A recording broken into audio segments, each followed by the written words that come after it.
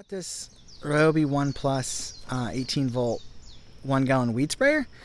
So I haven't seen very many videos about it, so I figured I'd do a video on it. So this was the kit. I picked this up at Home Depot. It was $89. So you can get just the bare tool for $79, but I figured the extra 10 bucks and you get the battery and the charger, which is good. So I really like these newer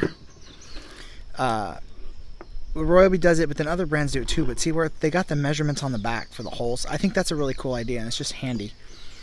And then it did come with the 1.5 amp hour battery, which I have quite a bit of those and I like them. So one thing I really liked about this one is it has the metal wand with the brass ends, and then you can adjust the spray pattern. It's got the brass ends on both sides. It also came with a rebuild kit with a whole bunch of O-rings, which I think is a really cool idea.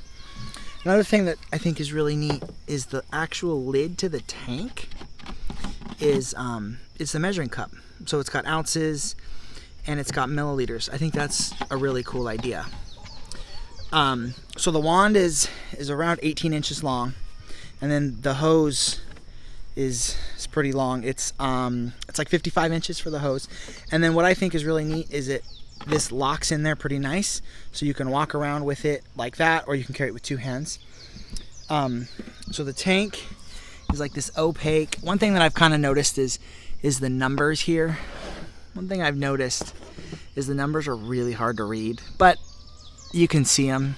Maybe I'll blacken those with a Sharpie or something. And then, so the battery goes here in the front. That's why it can be used. What? Because it can come out. Yeah, it comes out. So I really like the Ryobi tools that have the batteries in the front, because even with the bigger batteries, it really changes the weight distribution.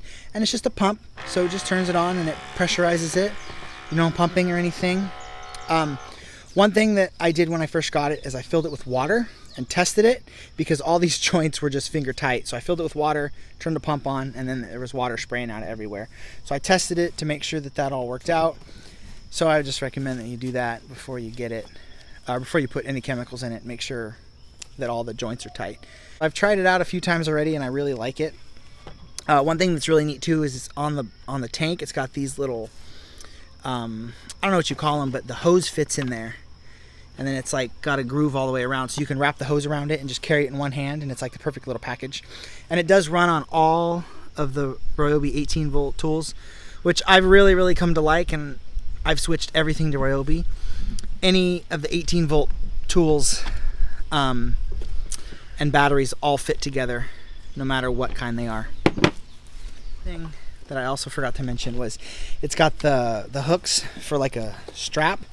One on each side. It does not come with a strap. I'm not sure if they sell a strap, but any kind of a strap, you can just hang it around the shoulder. But I've noticed that it's not all that heavy.